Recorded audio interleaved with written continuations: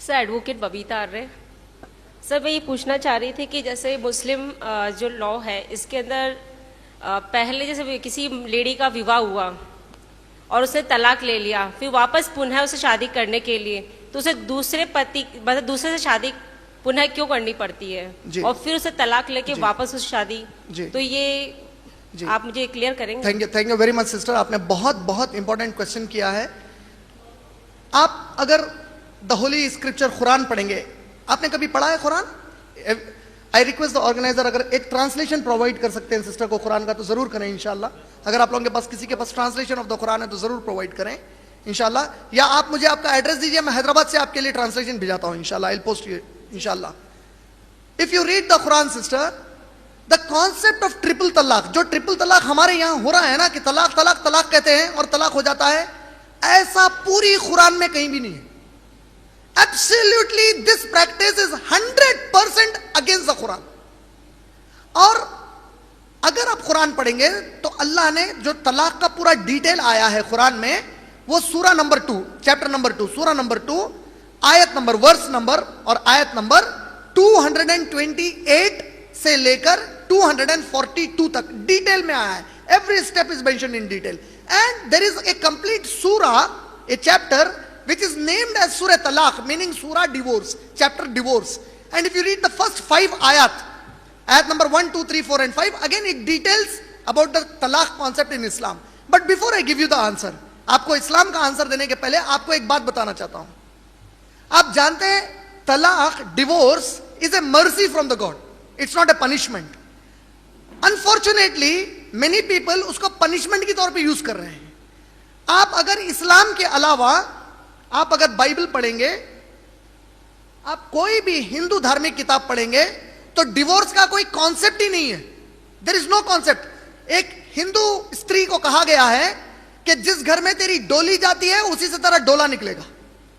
उसको सती किया जाता है। ऋग्वेद बुक नंबर 10 के अनुसार उसको सती, सती मतलब अगर तेरा पति मर गया है तो पति की जो पायर के ऊपर, फ्यूनरल के ऊपर तू भी लेट जा और तू जल जा, तू अब दुनिया के लिए बाकी नहीं रहे। तो विडो रहने का या डिवोर्स होने का कोई कॉन्सेप्ट ही नहीं है। 1956 में इंडियन पार्लियामेंटेरियंस ने हिंदू मैरिज एक्ट पास किया। According to the Hindu marriage act they brought a provision, एक प्रोविजन लाए कि हिंदू नारी को भी तलाक दी जानी चाहिए, वो भी ले सकती है तलाक चाहे तो अंडर सर्कमस्टांसेस। बट आप अगर आज भी अपने इंडियन लॉ को फॉलो करेंगे, सुप्रीम कोर्ट या हाई कोर्ट्स के जो जजमेंट्स आते हैं, अगर आप उनके इंस्ट्रक्शंस को फॉलो करेंगे, the procedure is so terrible and so torturing. आप अगर आज अप्लाई करते हैं डिवोर्स के लिए तो आपको 1 साल तक पहले वेट करना पड़ेगा। वो 1 साल में आप मिलना चाहते हैं तो मिल जाए, उसके बाद आपके केस की सुनवाई शुरू होगी और केस पूरा पहुंचने तक, खत्म पर आपको डिवोर्स होने तक 3 से 4 साल लग सकते हैं। इसका मतलब क्या हुआ कि एक हिंदू नारी अगर किसी शराबी पति से तंग है, उसका पति उसे बहुत सताता है, उसे मारता है, उसे तंग कर देता है, तो कम से कम 3 से 4 साल तक उसे और उस पति को सहना ही है। यह तो तकलीफ वाली बात होगी। According to the Bible there is no concept of divorce. ये पूरे वेस्टर्न लॉज लाए इनको डिवोर्स के लिए and the system is so dangerous.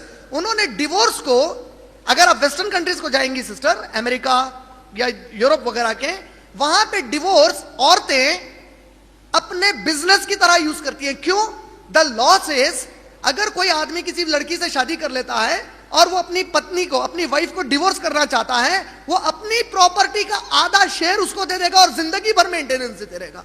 तो अगर जिंदगी भर मेंटेनेंस देना ही है तो मैं डिवोर्स दूंगा ही क्यों? ये तो जुल्म हो रहा है। What is the Islamic concept? The Islamic concept is a mercy. खुदा की तरफ से रहम है इस्लाम में। The system in Islam mentioned in सूरह बकरा सूरा नंबर 2 आयत नंबर 228 टू आयत नंबर 242 इज, अल्लाह कहते हैं अगर तुम अपनी पत्नी को तलाक देना चाहते हो तो जिस पत्नी को तुमने तलाक कहा है उस पत्नी को चाहिए कि वो 3 पीरियड्स आने तक वेट करे, और अगर इस दौरान उसके पेट में कोई बच्चा है तो फिर वो उस बच्चे को एबॉर्ट ना कराए, छुपाए नहीं, बल्कि वेट करे बच्चे के पैदा हो जाने तक। और ये जो पूरा पीरियड बताया गया, suppose I will give you an example. Suppose Abdullah एक मुस्लिम आदमी है, वो अपनी वाइफ अमतुल्लाह को डिवोर्स कहता है, तलाक कहता है। जैसे ही उसने तलाक कहा, उसकी बीवी 3 महीने पहले वेट करेगी। कहां वेट करेगी? अपने पति के घर में वेट करेगी। उसके पति को अधिकार नहीं दिया इस्लाम ने कि लात मारकर निकाल दे। सूरह तलाक सूरा नंबर 65 आयत नंबर 1 में अल्लाह कहते हैं कि तुम लोग अपने पीरियड्स को काउंट करो। काउंट करने के लिए 3 महीने उसको अपने पति के घर में रहना है।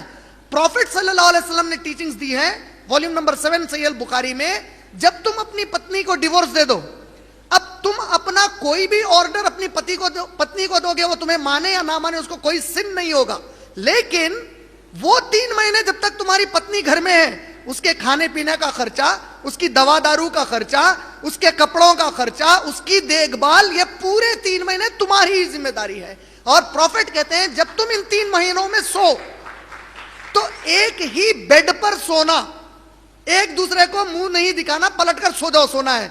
अब आप देखिए, अगर मेरे जैसा, कम से कम मेरे जैसा एक मर्द आदमी 3 महीने फुकट में गुलामी करेगा तो मैं कहूंगा यार इससे तो अच्छा है फिर से उससे मिल लूं। और अगर इन 3 महीनों के दौरान मैंने उससे दोबारा एक हस्बैंड एंड वाइफ के जो फिजिकल रिलेशनशिप होती है इंटीमेसी की, वो इन 3 महीनों के दरमियान मैंने फिर से मना लिए उससे, तो मुझे किसी मेरी बीवी को किसी का भेजकर शादी कराने की जरूरत नहीं है। मैंने अपने ट्रिपल तलाक का 1 तलाक यूज किया है। This is the concept. लेकिन अगर मान लीजिए कि ये 3 महीने में मैंने अपनी बीवी के साथ कोई फिजिकल इंटीमेसी नहीं की, मेरी बीवी अपने मायके चली जाती है, उसके माँ बाप के पास चली जाती है। जब वो अपने माँ बाप के पास चली जाती है, वहां जाने के बाद एक 3 साल 4 साल गुजार लेती है, और अब मैं चाहता हूं कि दोबारा उससे शादी कर लूं, तो बिल्कुल फर्स्ट टाइम मेरी जैसे शादी हुई थी, बिल्कुल दूसरी बार उसी तरह शादी होगी, उसकी कहीं और शादी कराने की जरूरत नहीं है। द ओनली डिफरेंस इज, अगर 3 वेटिंग पीरियड में मैंने फिजिकल रिलेशनशिप बना लिया तो इवन सेकेंड टाइम मैरिज की भी जरूरत नहीं है। लेकिन अगर वो 3 महीने के बाद चली गई है, वो किसी और से अपनी मर्जी से शादी नहीं की है, अब हम फिर शादी करना चाहते हैं, अल्लाह ने कहा है कि शादी करा दो। सूरह बकरा सूरह नंबर 2 आयत नंबर 231 एंड 232। प्रॉफिट मोहम्मद के एक डिसाइपल थे, उन्होंने अपने बहन की शादी करके दी, उनके जीजू ने उनकी बहन को छोड़ दिया। जब वो छूटकर आ गई, 3 महीने गुजार दी, अब वो आकर अपने भाई के पास ही थी, उनकी शादी कहीं और नहीं हुई। अब उन दोनों ने फिर से शादी करने का इरादा किया। जब वो जीजू जिन्होंने तलाक दे दिया था इनकी बहन को, वो इनके पास आते हैं और कहते हैं मैं तुम्हारी बहन से दोबारा शादी करना चाहता हूं। ये जो प्रॉफिट के डिसाइपल थे, इन्हें गुस्सा आ गया। ये बोले कि नहीं, मैंने तुम्हें शादी करके दी थी और तुमने तलाक दे दिया, मैं मेरी बहन की शादी नहीं करता। तो अल्लाह की तरफ से इंस्ट्रक्शन आया प्रॉफिट मोहम्मद को सूरह बकरा सूरह नंबर 2 आयत नंबर 231 एंड 232 में, कि अगर जो लोग डिवोर्स ले चुके हैं वो शादी करना चाहते हैं तो उनकी शादी कराओ और उन्हें मत रोको। ये क्या है? ये पूरा प्रोसीजर 1 तलाक का है सिस्टर। अब मान लीजिए कि मैंने एक बार तलाक दिया, मेरी बीवी चली गई थी, अब मैंने शादी करके ला लिया, फिर झगड़ा हुआ, अब मैंने तलाक दिया, अगेन यही प्रोसीजर फॉलो होगा। This is called as double second तलाक। 3 में का 2 तलाक हो गया। अगेन हम लोगों ने शादी कर ली सेकंड टाइम भी, देन आई प्रोनाउंस तलाक।